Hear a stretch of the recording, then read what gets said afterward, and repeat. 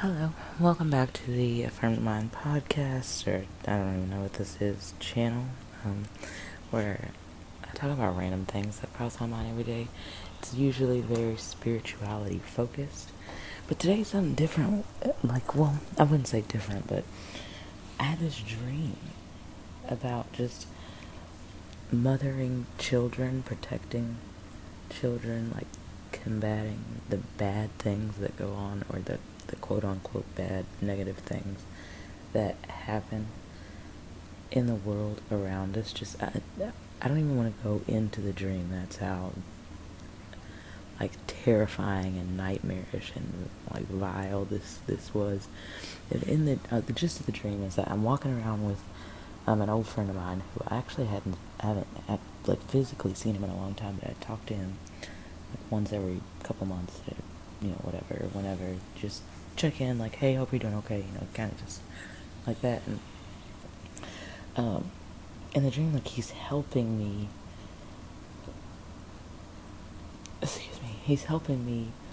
combat an evil thing. I don't really know how to word it, but there's something that's happening. It's horrible. It affects the innocent, and like I'm trying to like help stop this thing, and he's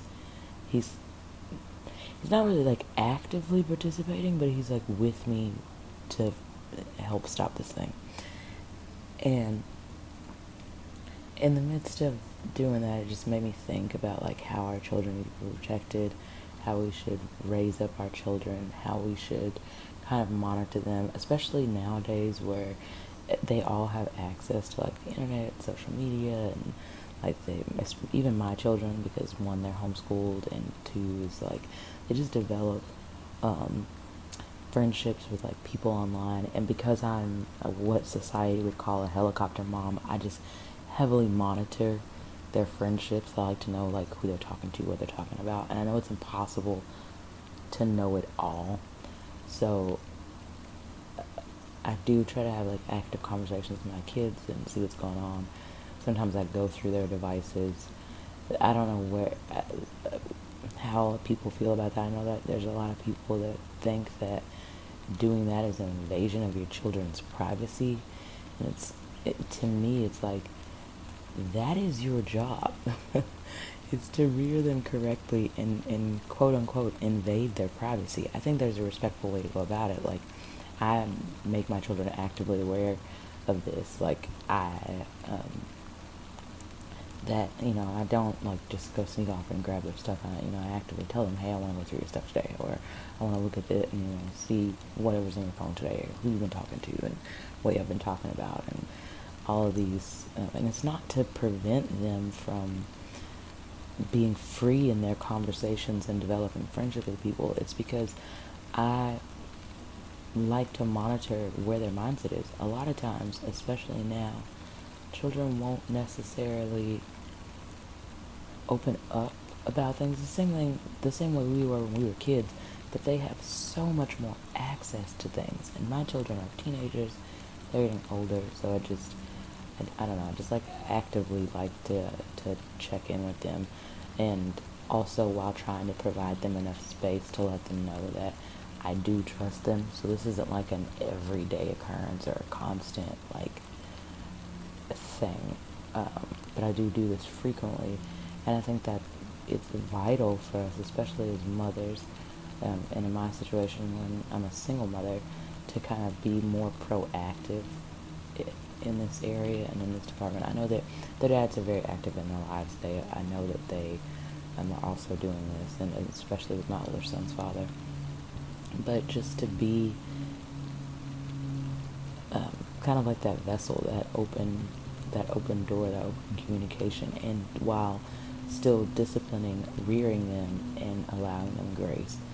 And then the dream was just overall, so that was one aspect of it, but the dream overall was about like kind of finding my purpose and really settling into the kind of person that I want to continue to be and develop into being, which is just this genuinely and I think this applies for everybody. I think everybody is just genuinely, inherently good, that we want to be kind to other people. We want, like, and when we don't do those things, you can feel going outside of your, like, this is really not me. You know what I mean? And so I try to actively practice that. And like I talked about in the last video, like, I'm trying to also redevelop my relationship with God, which for a lot of people, I know that especially in the spirituality, like when, and I don't mean like spirituality, like religious, Christians, whatever you believe, but kind of in that realm of spirituality, that is like a forbidden word almost. Not because, we don't believe in God. I don't know, a lot of people call it a higher power or whatever, but I think it's because a lot of us have been traumatized by the things that have been going on in our lives personally. We tend to be a more empathic people, and this is a generalization, I'm aware, but we tend to be more empathic people that have been, like, kind of hurt and shit on a lot by just the worlds that we live in, the worlds that we, as a result, the worlds that we create for ourselves kind of make us feel almost less than. And so while trying to rebuild that best version of me in myself, and realigning with God and what that means in my life, and also helping rear and steer my children in that way, so that they have the confidence to go out and be their true selves, their most highest version of themselves is, typically what we call it in the spirituality world. Living like Christ is what a lot of Christians would equate that to. And so, and what that means for each person on a personal level is different. Like I said, especially in the spirituality world, like, we come up with all these other names for God, which I think are interesting. Like, and nothing's wrong with them. I'm not meaning this as if it's a right or wrong thing, but, like, we call it the isness, the universe, the creator, our higher self. And a lot of the things that are in the spiritual realm, especially when you talk about, like, manifesting and creating things, you take all the credit for that in this world. And I come from, actively for the last 10 years practicing my spirituality this way, and my quote unquote spiritual journey, which I've always been on even since I was a child, but, like, that particular realm of spirituality, it's just so heavily based on almost over analyzing and overthinking your thoughts, and then assuming that you're doing everything yourself. Like, you're 100% in control in creating your reality, and that the universe is literally just there to help you along the way. It's almost like it's an afterthought kind of thing, when that is the entire thought. Like, I don't know, and I feel like, especially in that realm of spirituality, the deeper you go, eventually you get to that point. So if you aren't there yet, just wait. Or maybe you don't. Maybe you don't get there, and you just, I don't know, especially people that believe in, like, stars and astrology and stuff, that's a different world. I was in that world. It was very confusing, so I didn't, and it's, like I said, I've studied a lot of different religions and practiced quite a few, and I feel like that world was the most confusing world for me to be in. With, like, the witchcraft and the tarots and the higher selves and all of it. Like, it's just, all these things are replacement names for God, like something to put in place to explain why things don't work out for you exactly the way that you want them to. But anyway, that's not even the point of this. The point of this was just talking about just how we are inherently, because we are created in God's image, or we do have the ability to see our higher selves, ourselves in higher positions. And typically this comes from people that I feel like are like me, who have put themselves in the lowest position, and they're just trying to figure out a way to get out of that. But it's almost an afterthought. Like, we're so consumed in being that for ourselves so that we can have that reflected back to us. that we almost don't count out that everybody is also doing this. Like, we're aware, right, that everybody is also trying to create, or for the, not everybody, maybe, I don't know, but for the most part, um, and I truly believe for the most part that everybody is trying to create the highest version of themselves. And so whether you are religious or spiritual or whatever, like, the ultimate goal in that is to be that, be the best version of what you can be, and have the best version of your life and what that looks like for you. And so I think when it comes to, which is an amazing thing, I think that's how we improve, and as how we heal, kind of like together, in every aspect of the word.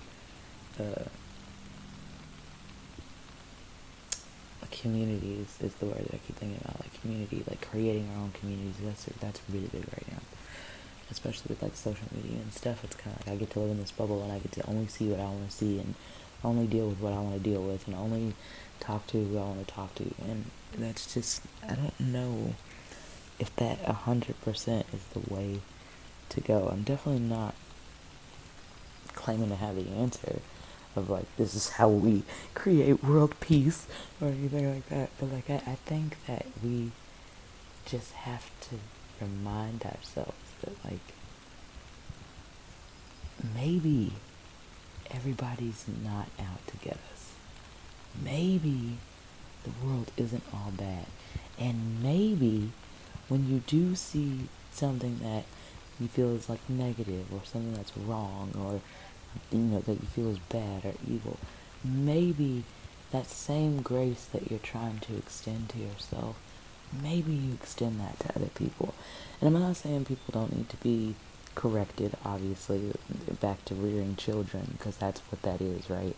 It's being able to do that in a loving, graceful, like the most eloquent way, while still correcting what you see is wrong. And I think as society, there's just a harshness that we kind of emboweled, like it's our way or the highway, is kind of a lot of the mentality and stuff that we see like in the world. And maybe we're wrong, like maybe we're wrong.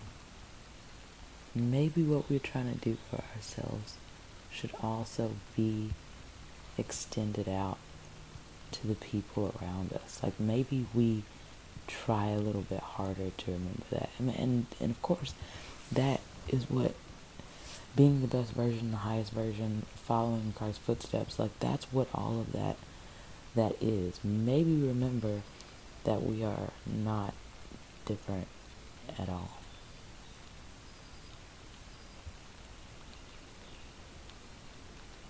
I don't know. That's just what was on my mind today. That's what I've been thinking about. That's the ramble of the day. I have so many other like things and like dreams that I've been having, just like thoughts that have just come across my mind, especially a lot lately, because I've been working on getting rid of this urge, this nagging urge inside of me to like people please and overthink and overanalyze, because I'm naturally, and I always say I'm naturally like that, but when I think back on my life, I was only like that as a kid because of the environment around me.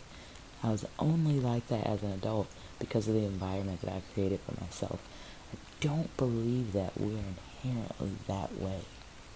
And I think especially now we're being overloaded with like data, opportunities, and possibilities, and just so many options, that it's so easy to get to that place. It just naturally adds to insecurity. And if you're already insecure, it's really not helpful. But reminding yourself to be the best version of yourself, reminding yourself of the things that you truly believe will help you be the best version of yourself, is kind of how we learned to combat that. So, I don't know. That's my random thought of the day. My thing that I'll put out into the ether at some point today. But I wanted to get it recorded because I don't like script these or whatever, which is probably why it takes me so long, because I have hundreds of things written down that I'd like to talk about on this channel, because I've created this safe space where I know no one knows my name, so I'm kind of free. Don't know my name and don't know who I am, can't see my face, so I'm free, which apparently the algorithms don't like, but I'm free to express myself freely here, so I always want to give myself kind of that cushion, and it's almost like a protection or safety for myself to do it that way. So I don't necessarily think that that's right or wrong. Maybe eventually, as I get more comfortable, this will develop into like me being comfortable enough to actually like show who I am or whatever. I don't know, but I don't think it's necessary. This is, like I said, this is just a thing that for some reason I felt called to do. I actually have a whole nother YouTube channel, and this is like, I mean, I always thought about putting like similar content but different content there, and so this is just a place where I've created to speak freely, and maybe people will see this and kind of chime in and give me different perspectives, or we have different conversations and we help each other, and I think that's what this is. So anyways, okay, really, I'm like that friend that says I'm trying to get off the phone and she keeps saying bye but I don't hang up, so I'm gonna go. Okay, enjoy your life. Goodbye.